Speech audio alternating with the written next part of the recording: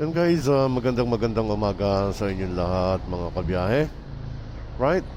So, andito naman tayo sa San Jose del Monte.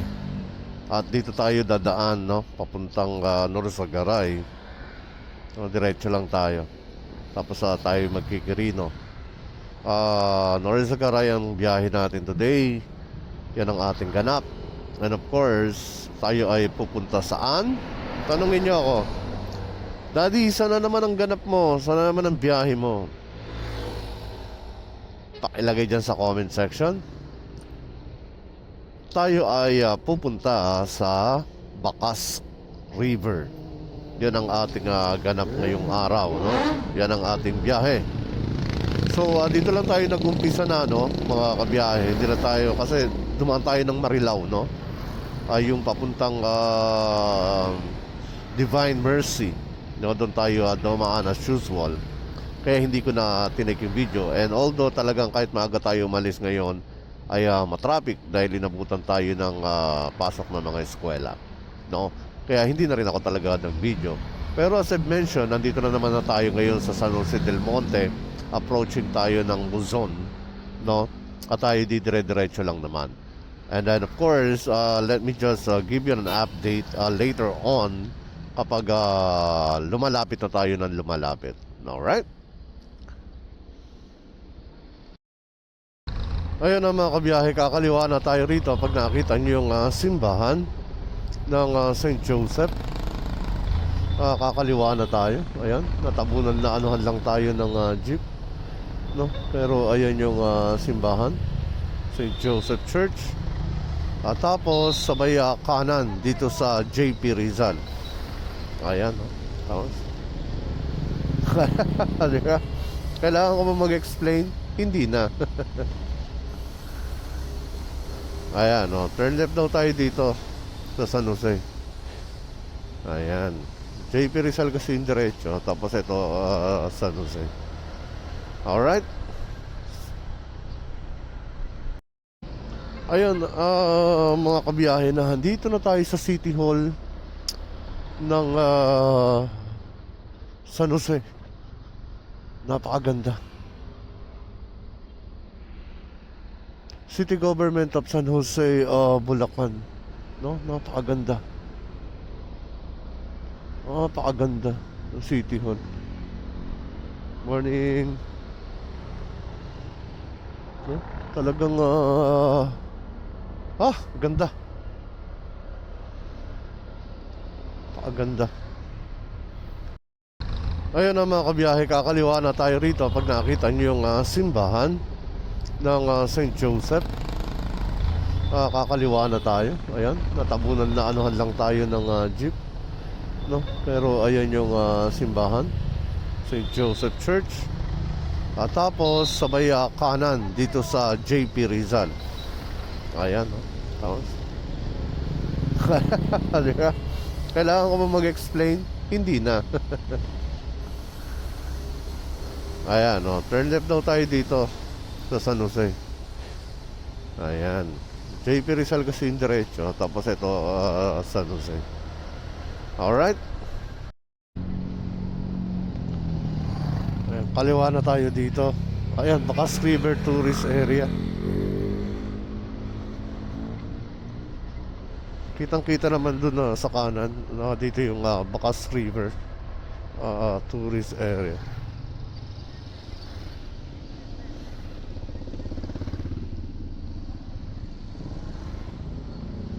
Sa Wholesome niya tayo pinadadaan eh. Pero parang mas magandang dumaan dun sa... Mas maganda yata kung dumiretso tayo dun. Tignan na lang natin.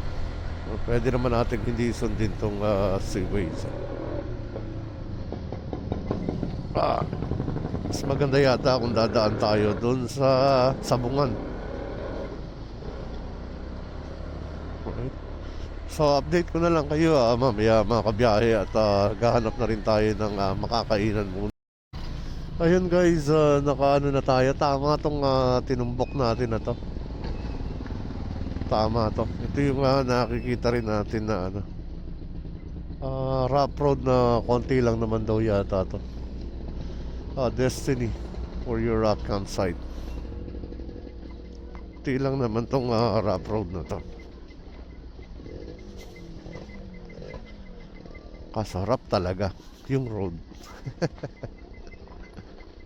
Ayan yung tulay na maliit, pero parang mas lumala yung daan niya talaga. 2.2 kilometers pa tayo. Pero ang ganda dyan, no? Mga ganyang daan. Kasi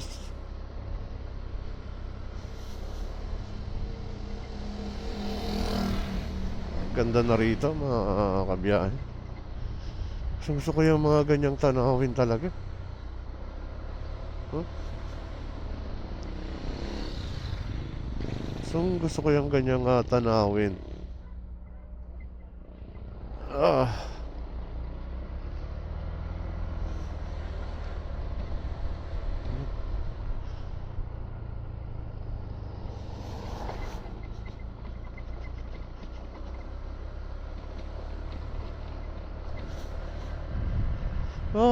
Ganda. Ang puno. Yung mga ganyang mga senaryo na hindi mo everyday nakikita, di ba? Yan yung masarap i-appreciate eh. Pile ng mga kahoy na ganyan, no?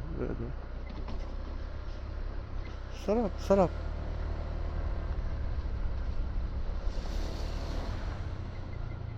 So around 1.8 kilometers, Barangay Matiktik.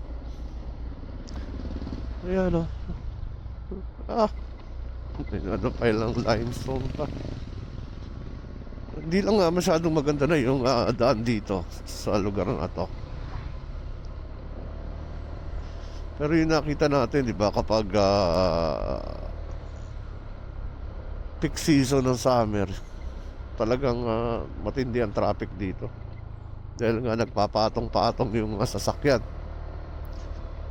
Inaabot hanggang dito yung ng sasakyan. Ayan di ba yan tingnan nyo yan yung scenario na yan, napakaganda. Tapos may naglalakad ka doon papunta ron, di ba? Ganda.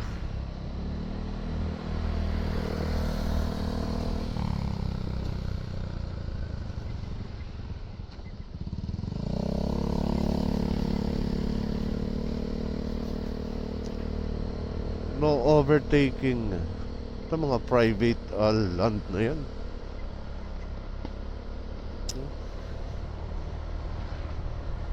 Right, balikan ko kayo maya maya mga kabiyahe. Hahanap tayo ng mapagkakapihan muna siguro. Meron lang ditong yan ay mandatory yan, no? Yan ay ipinasa ng sangguniang barangay dito sa Matiktik, no? Yan ay environmental fee nila.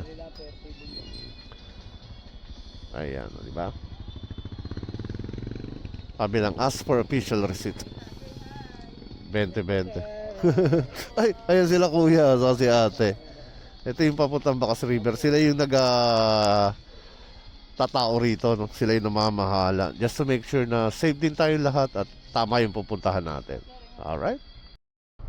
Ganda talaga ng ganyan, no? Ng mga bushes. Tapos lalakad ka dyan papasok, no? Ganong dating. Ayan ang ganda. Di ba? Ganda nung ganun yung probinsya yung datingan. So ito na yung ilog, guys, so makikita nyo, no? Walang masyadong hindi masyado siyang malalim ngayon o malakas. Kasi ngayon hindi nagpapalabas ang anggat ng tubig no? Kaya maliit ang ng ilog. Pero grabe naman yung mga datingan ng mga ganyang bahay. Diba yung datingan ng mga ganyang senaryo? No? Napaka, ano, napaka, ewan ko ba, ang gandang-ganda ako sa ganyan. Sabihin nyo ng ano, pero totoo. Yung simpleng sikat lang ng araw, na-appreciate ko talaga yan eh. Sa mga, ayan oh, yung mga ganyan. Lumulusot yung araw sa dahon, sa pagitan ng mga sanga. Yun ang liblib, Garden Cafe and Villas. Ayan na. Kuya Willie and Ate Nida Secret Place Cottage. Yun yung sinabi nila na liblib cafe dito. No? Tapos dito rin yung Kanyakan River. Oh, look at this. Look at that mga kabiyahe. Yeah. Napakaganda. Huh? Napakagandang tingnan. Siguro sa iba, pangkaraniwan na lang yan, no? Pangkaraniwan na lang na yan. Nakikita, no? Hindi na na-appreciate. Yung mga ganun tipo ba? This way to Liblib Cafe. Ayan, may Bulagan. This way to Bacas and Bulagan River. Ito ba yung Bacas? Meron din na daan. Salamat. May daan din daw kasi dito. So dyan din yung Liblib Cafe. This way. No? Pero pag wala tayong nakitang kapihan, ay ang ganda dun. Ang ganda ron. Ganda ng daan.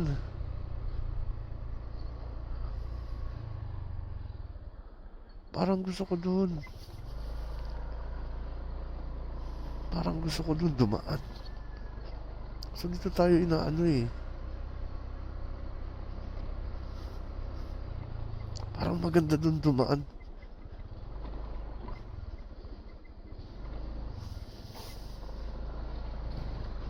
Sarap, sarap. Ang ganda nun. Ang ganda nung daan na yun. Alam mo yung lupa siya na natuyo. Yung ganun, yun nung ano. Kaso ito na rin tayo eh. Oh. Ayan oh. Makikita nyo yan oh. This way to Bacas, Balugan River. Kaliwa tayo. Ayan, Sitio Gulod, Barangay Matiktik, Sitio Gulod, Sitio Dinamite, Sitio S. Kawayan. No, pero alam ko ito yung Kanyakan River naman. No? So, dito tayo ha, kaliwa na tayo rito mga kabiyahe. Oh, kasi dito sementado na. Sementado na yung daan niya dito. Pero ang ganda pa rin nung ano niya, yung vibes niya. Pero ako sa tingin ko mas maganda yung vibes doon. Tingnan natin kung pauwi makakaano tayo. Makakapag daan tayo doon. Ganito rin yun halos. Oh. Rough road siya. No? Pero grabe yung ano. Grabe yung senaryo. Napaka-cinematic ba? Ayun oh. Ganda. Pero yung mata sa kalsada pa rin mga kabiyahe dahil baka madaan sa masyadong loose o yung loose na bato alam na this, diba? Alam na this. So ito na tayo. 1 kilometer na ganito siguro to, no? Ayan nice naman. Ang ganda. Ayan nature na nature talaga. Kita mo yung kawayan Ayan talagang umano siya rito, bumaling siya rito, pumahig siya rito. No, just to give us some shade. Talagang dito siya umano. Ganda.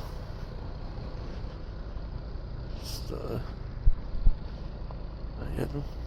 Hindi nga lang ba. May nakita akong bulaklak ng mga biyahe. Ayun o, ayun o, ayun. Kita niyo yun? Ayun o. Kulay violet. Kulay violet na yung kanyang bulaklak. Ang ganda. Start recording.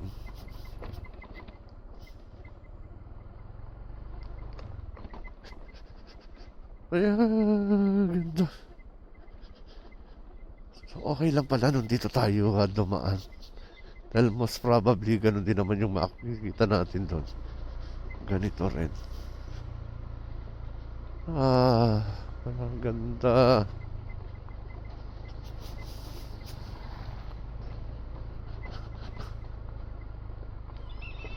Alright. Tatay James Cottage. Welcome to Bacas River.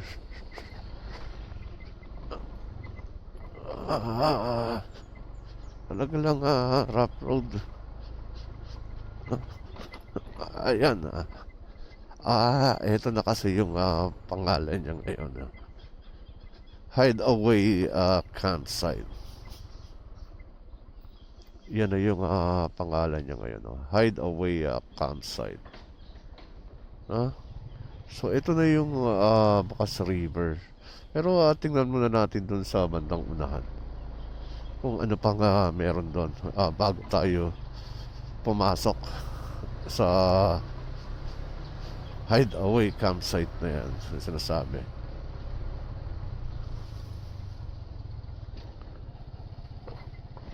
Alright. Kaya marami doon nagpupunta kasi malapit na siya doon sa statue ni Mama Mary.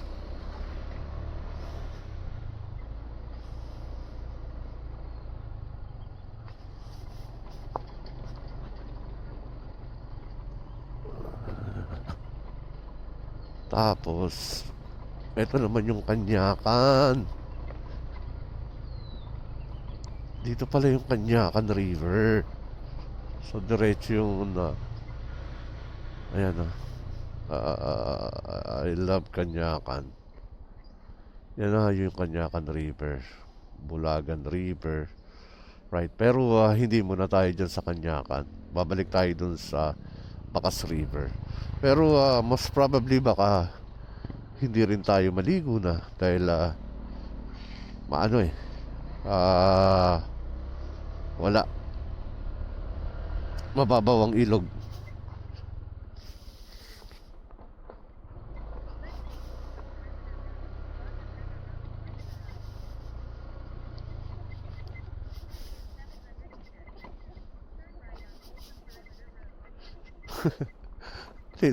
Ang init ng ulo ni Google ni Waze i-shutdown nga muna natin si ano. Ang init ng ulo Ayan, balik tayo ng hideaway camp sa ayan, I love Bacas.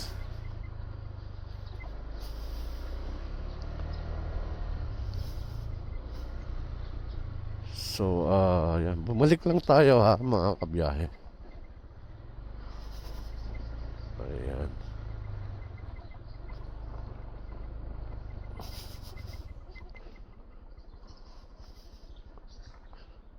Alright. Tingnan natin yung kanilang ano. So, yan again mga kabiyahe. So, andito na nga tayo. Bumalik lang tayo dahil tinignan lang natin doon sa unahan. So, doon din yung Kanyakan River. Pasyalan na lang natin din mamaya. No? Ito ngayon yung the hideaway campsite. Hideaway campsite. So, pagpasok mo, ito yung makikita. Alright. Tingnan natin. Alright. Morning, Tay! Morning nga. Alright. Oo. Dali. Tayo muna ay magpag-usap kay Kuya. Stop recording.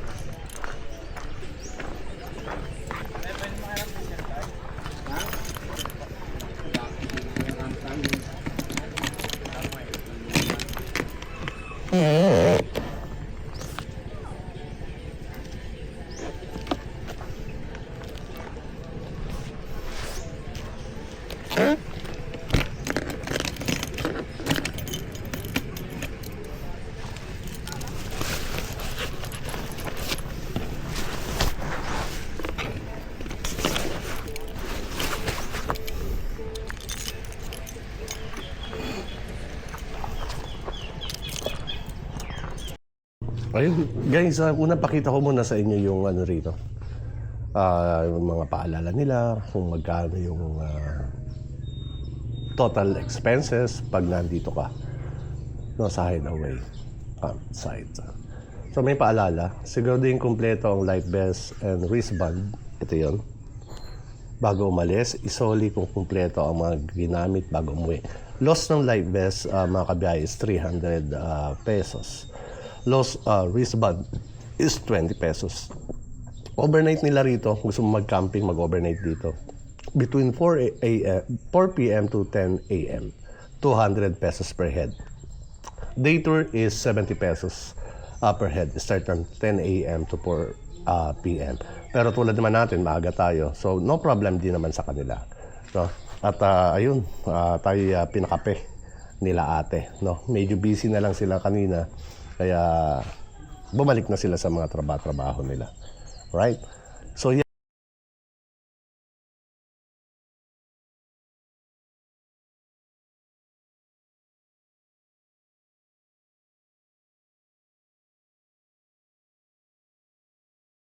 So yun guys, kung may mga nakakalimutan kayo sa bahay nyo, meron kayong mabibili rito kung gusto nyo mag-camping, meron silang mga butane gas.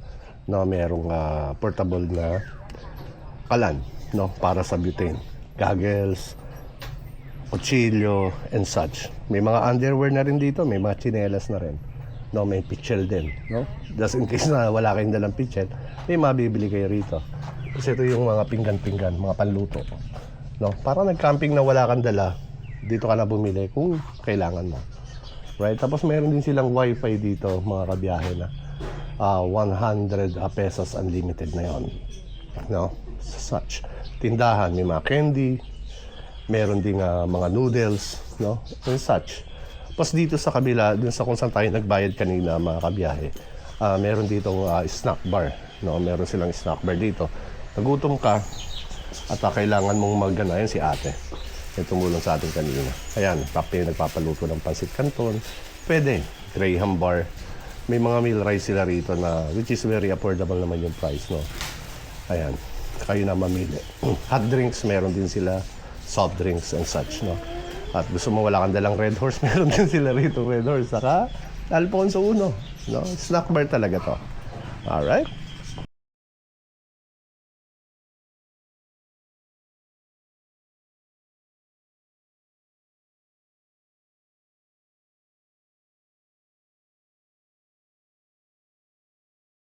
Ayan mga kabiyahe, gumawin naman tayo dito sa pasok mo dun sa entrance kanan. Ito naman yung inyong makikita rito. Right? So yan, the Hideaway campsite. Hideaway campsite. Tapos andyan na rin yung isang opisina, andyan na rin yung banyo nila. No, ayan si ate. Ate, kaway ka muna dyan, ate! Ayan. Pakaganda ng kanilang toilet, no? CR. Just in case na, you know, something happens. Kailangan mong tinawag ka ng kalikasan. Well provided. Stainless pa. Mostly sa ibang mga nakikita natin, di ba, mga ilog kung ano lang, di ba? Dito is well maintained at maganda. Now, it's built to last. Yun ang masasabi ko. Right? Tapos dito. Ewan ko kung ano to. Parang siguro function room to. Baka function room yan. Maganda yung lugar. Ayan. Pero may isang bahay dito na. Siguro ito pinaparentahan nila Mamaya tatanong natin. Tapos may sasakyan ka. May isa pang gate dito No, maganda yung lugar na to. Very promising siya. At talagang hindi siya tinipid. Balkonahe, ka-aircon, Mamaya tatanong natin kung ito yung nirerentahan ba, pinarerentahan, o ano. Medyo mataas tayo. Talagang medyo kati lang yung ano, mababaw yung, hindi mababaw kasi inside na yon talagang malalim pa rin yon, no? Doon sa kabila, malalim pa rin yon. Yun ang ano nila. Yung kasing ibang ilog, medyo mababaw na talaga, halos natuyo na. No, pero ito, may tubig pa siya na maayos. Kalinawan, hindi siya masyadong malinaw ngayon. Hindi natin alam kung ano, kung bakit, no? At napakaganda. Masasabi ko lang, worth yung magiging travel natin. During summer, siyempre galing ng tag-ulan, maraming tubig, no, na stock. ang Angat Dam, yan, nagpapakawala. Kaya malalalim yung mga ilog. Pero ma-appreciate mo talaga rito mga kabiyahe is yung rock formation. Ayan si Mama Mary, nahandun din siya, no, para tagabantay. Yan ang ano nila rito. Right? So Mama,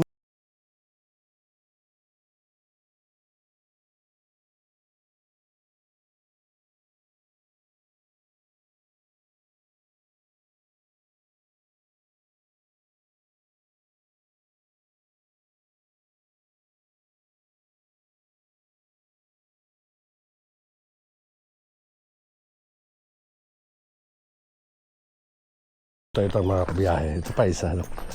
So mag-relax dito, ayan. Pwede kang upo dyan. Hindi lang tayo makupo kasi basa. Nilinis nila, no? Nilinis nila ngayon. Kaya medyo basa pa siya. Ayan, baba tayo rito. And then papasok tayo dun mamaya. Papasyal ko kayo dun sa area na yon, no? Ayan guys, mga kabiyahe. May mga upuan dito. Kung ayaw nyong tawag dito, mag-cottage, meron sila ritong upuan, may table, no? Pwede kayo dyan. So wala siyang canopy o wala siyang bubong, pero pwede dyan, no? Pero kasi dito naman yan mga cottage, yan sila, may mga kabataan na unwind, no? Nakausap ko sila kanina, taga-Inasal daw sila. Ayan, long cottage, iba-iba yung sizes ng mga cottages nila, no? Same time mga kabiyahe, gusto mo naman mag-camping, mamimili ka na lang dyan sa mo gusto. Gusto mo malapit sa CR, pwede ka dyan pumesto, andun yung CR kasi, no? May mga kubo-kubo sila ron eh. Pero ito yung mga cottage dito. Actually mahaba dahil during summer talagang napaka-in demand nitong hideaway campsite, no? Kasi may mga puno ng mangga ba to? No? Nagbibigay lilim. Tapos dito may hugasan din, no? May sink dyan. Supply ng tubig. Dahil kung gusto mo dun mag-camping, pwede ka dun. Ayun yung igiba mo ng tubig. Much better dyan, no? Hindi nga lang masyadong malilim pa, ka-expose. Pero kung gusto mo na may lilim, ayan, dyan ka. Titingnan mo na lang yung araw kung nasan yung araw.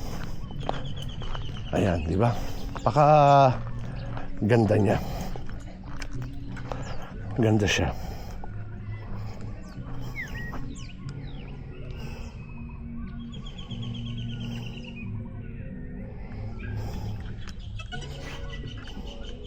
Droney. Circle. Rocket. Spotlight. Direction track. Follow. Close. Follow. 3, 2, 1.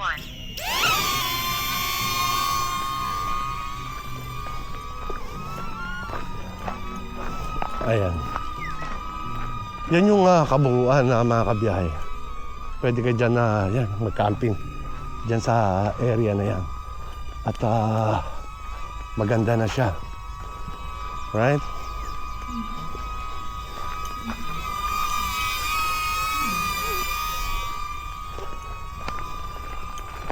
So, ito yung ilog. Dito mga kabiyahe medyo mababaw na dyan. Halos umaagos na lang yung tubig. Pero makikita mo yung mga rock formation.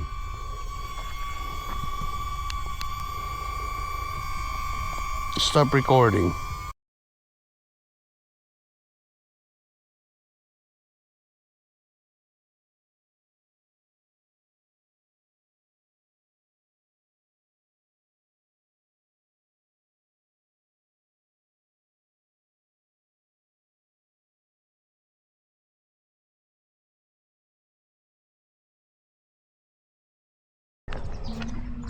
Ayan, mga kabiyahe. Ang ganda ng puno.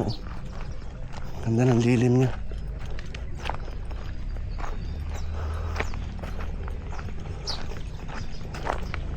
Tapos mamaya makikipag-kwentuhan tayo.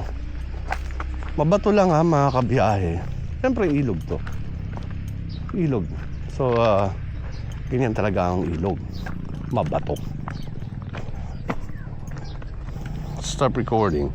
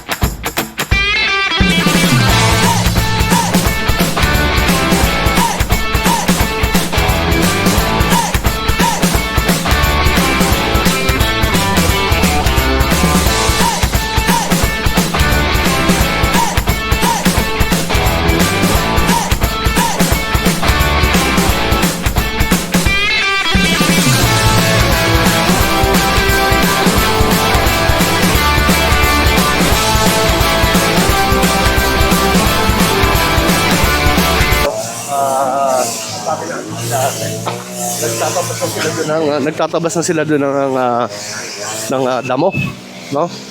Ayan. Ito yung si ate sa claiming area. Dito siya nananahe. Hi, te! Storbo? Ayan na si ate. Te, anong name mo nga uli? Michelle po. Michelle po? Ano ko ni si Fernando po? Hindi, Michelle Kidrick ba? Yan si ate Michelle. Hi Si po. Ate Michelle. Ayan, siya yung nananahe dito. Siya nagbe-maintain ng mga Life best. life test. Aside sa pananahe ate, ano pang function mo rito? Wala lang, yun lang. Kailangan kasi nasa good condition yung life vest. Kasi hindi pwedeng maligo dun sa ilog nang walang suot ng life vest. Oo, para sa safety. Oo. Diba? Kaya pagka malambot na yung foam, nag-absorb na ng tubig, di kanya na ililigtas. True. Ilulubog ka niya. Oo. Kaya kailangan, nagpapalit kami ng yung ano niya sa loob, yung laman. Yung mismo. Ganon. Pinapalitan namin yung loob. Ayan, biyahe. Yan yung nagpapalutang. So kapag matagal na, pinapalitan Pinapalitan na. Grace, no? Michelle. Ate Michelle yung mga laman para yung flotation niya hindi maapektuhan. Kaya si Ate Michelle yung in charge. Kaya pag may nalunod, alam din na. Sino habulin? Ako sisisihin. Pero ang ganda ng pagkaka-maintain nyo rito. Pero ngayon sir, ano yung kalalagayan itong campsite natin? Ano nga ulit pangalan? Camp Hideaway. Camp Hideaway. Kasi mas kilala siya sa Bakas River. Yung Bakas kasi river, tapos Barangay Bakas. ganun ba? Oo. Barangay Bakas. Tsaka nandito yung bakas talaga kasi, Yung Bakas ng Ligaw. oo, yung paa daw. Yung paa daw. Kasi yung parang alamat. Alamat. Alamat na Vega. Dito, never pa nawalan ng tubig. Di siya natutuyot. Actually, yung tubig din namin, lahat ng CR yan, 5 plus 5 plus 4, bali meron kaming CR na 14. 14 na CR. 14 na CR. Tapos lahat ng tubig. Lahat yun. dyan sa Bakas. Oo. Sarili. Nakamotor yun. Ano yan? 300 meters away sa ilog. May tubig kami. Ay, walang problema. Wala problema. Pagdilinis. Oo. Saka hindi malabo ang tubig, napakalinaw. Oo nga.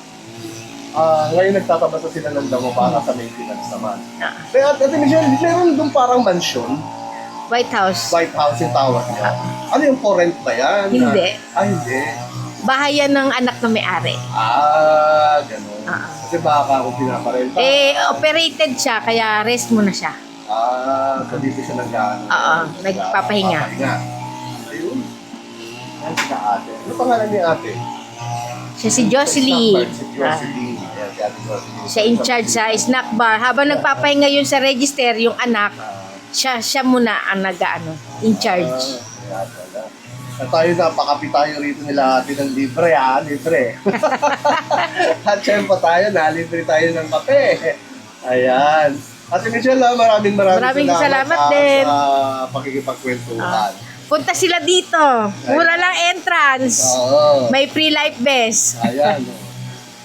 Ayan mo sila ng formal, te. Secured sila dito, safe. Walang problema, tubig. Walang problema. May lifeguard naman. May lifeguard, may bantay kami.